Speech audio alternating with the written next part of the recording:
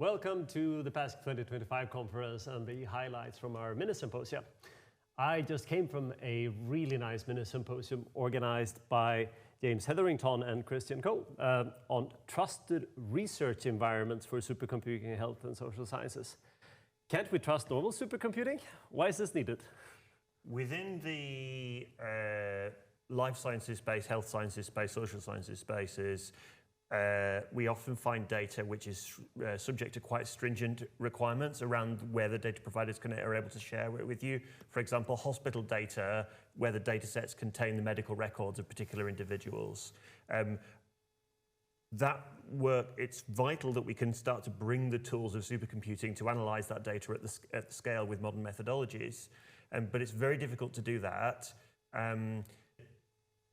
People find that it's very frustrating to use a lot of the environments that have existed for handling this data in the past because they've been designed for small-scale statistics. They've been designed for playing with Excel.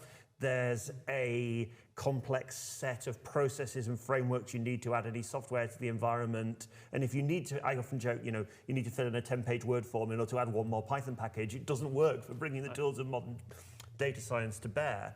So we've been developing, as a trusted research environments community, technologies that allow people to work with the tools of modern data science on those sensitive data sets in a manner where the people who look after those data sets on behalf of the public, healthcare services, local governments, and so on, are able to trust those environments. Those environments exist, but so far they're not able to exploit the power of large-scale national and regional supercomputing facilities. So it's basically a way to allow my doctor to use a supercomputer for doing the research without fearing that my medical record will end up being trained for OpenAI. That's right, yeah. Okay, that sounds worthwhile.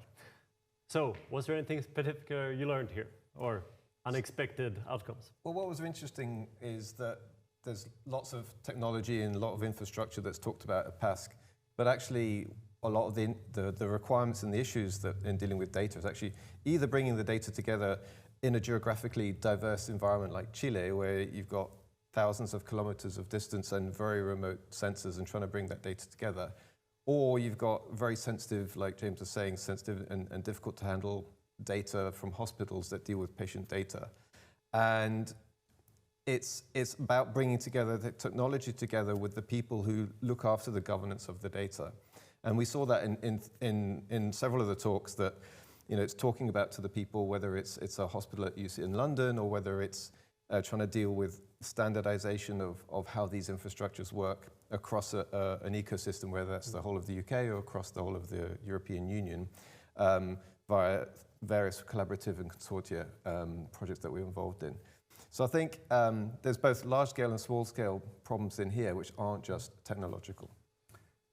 But in general, this is a gigantic problem, right? And most supercomputers today can't do this yet. No.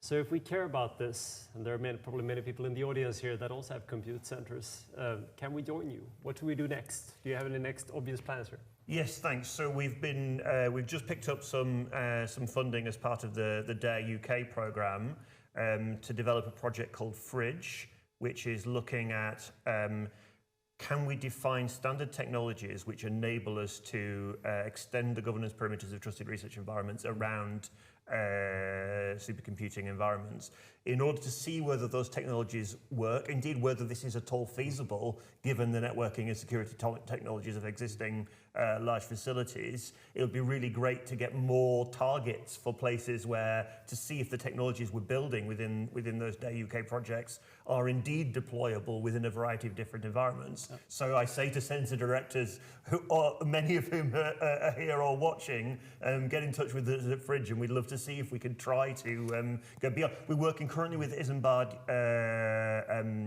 AI and with Dawn, two recently created UK AI machines in Bristol and Cambridge, respectively. But we're looking for more people to engage with. And it sounds like a particularly important area for open solutions, right? So we can audit them. Absolutely. Yes. Thank you so much for joining us, and good luck with this important work.